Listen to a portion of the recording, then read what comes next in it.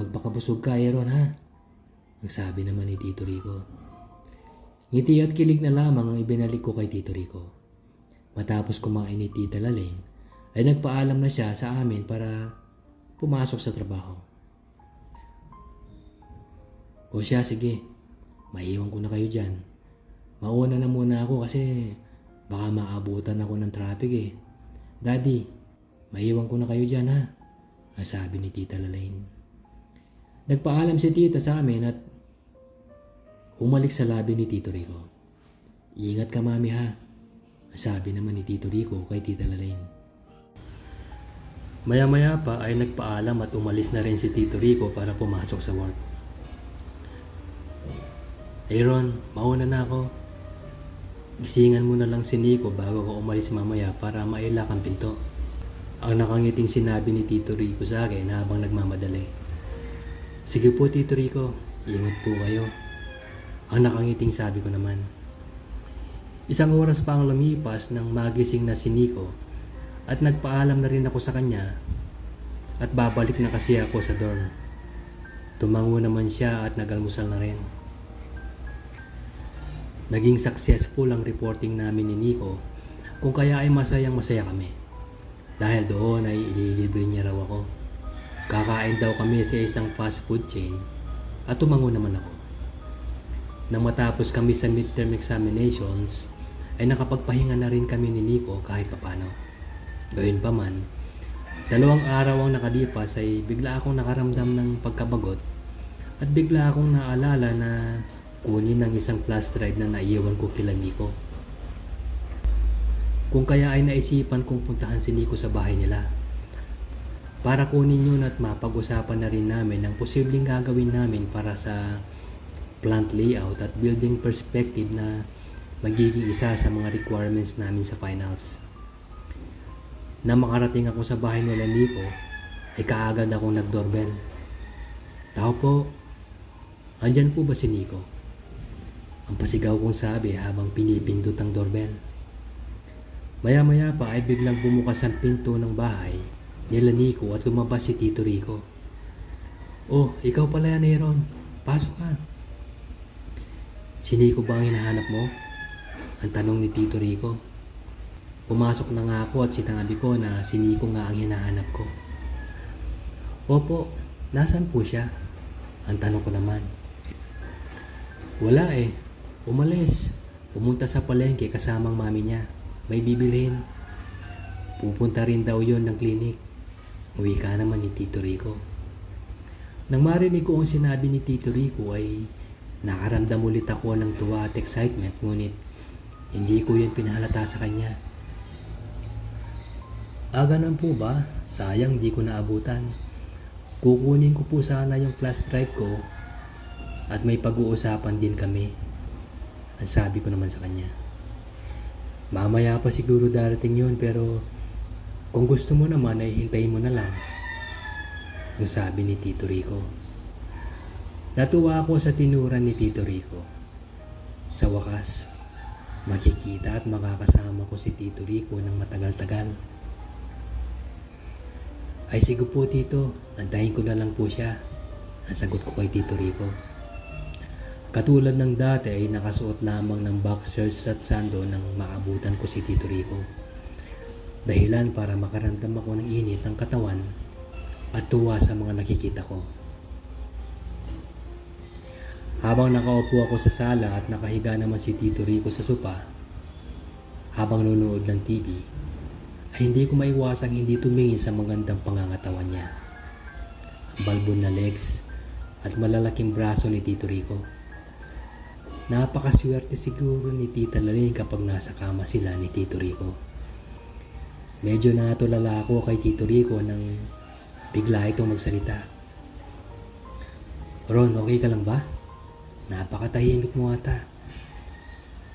Nagulat ako si tinuran ni Tito Rico pero agad naman akong nakapagpalusot. Ayos lang po ako Tito. Nanonood lang kasi ako ng video sa Facebook. Ang palusot ko kay Tito Rico. Ron, baka gusto mo na makakain. Kuha ka na lang sa rep. Ang sabi ni Tito habang nanonood sa TV. Ayos lang po ako Tito. Antayin ko na lang si Nico. Ang sabi ko naman. Nang matapos si Tito Rico sa panonood niyang palabas sa TV, ay kumuha siya ng soft drinks at tinapay at nagkwentuhan na kami. Kumusta ang paghahalan niyo ni Nico? Kayang-kaya ba? Ang tanong ni Tito Rico.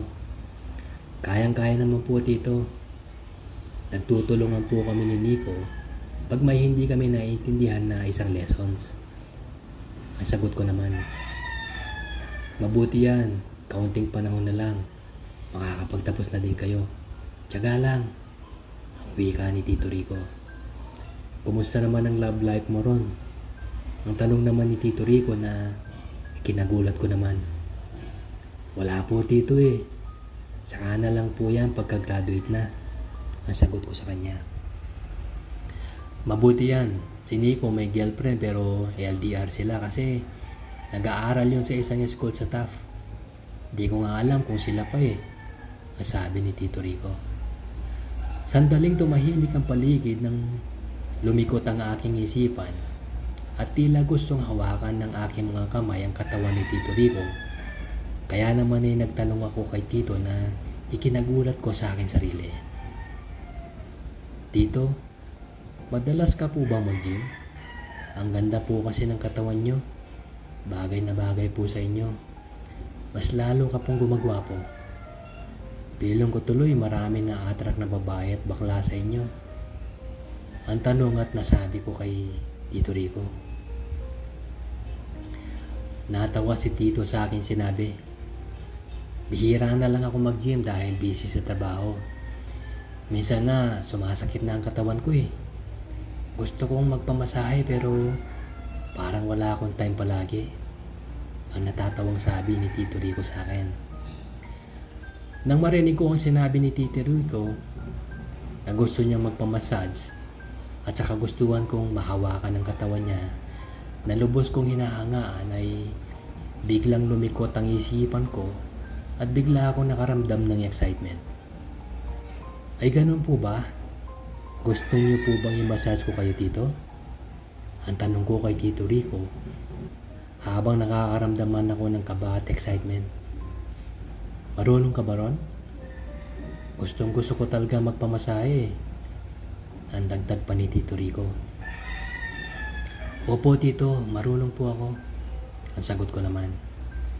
Sige, i-massage mo ako. Saan mo ba gusto? Sa sala o sa kwarto? Medyo nabingi at napalunok ako sa tanong ni Tito. Dito na lang po siguro sa sala Tito. Ang sagot ko naman. Sige. Ang maiksing sagot ni Tito. Ay Tito, may lotion po ba kayo o panghilot? Ang pahabol kong tanong. Lotion lang meron ako rito eh. Ang sagot naman ni Tito. Pwede na po yan Tito. Ang wika ko naman.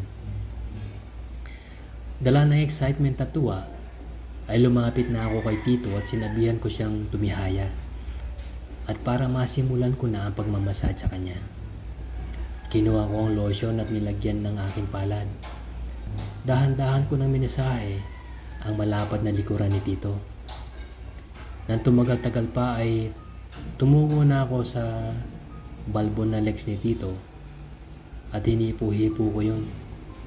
Habang ginagawa ko yun ay nakaramdam ako ng init sa katawan na hindi ko maipaliwanag.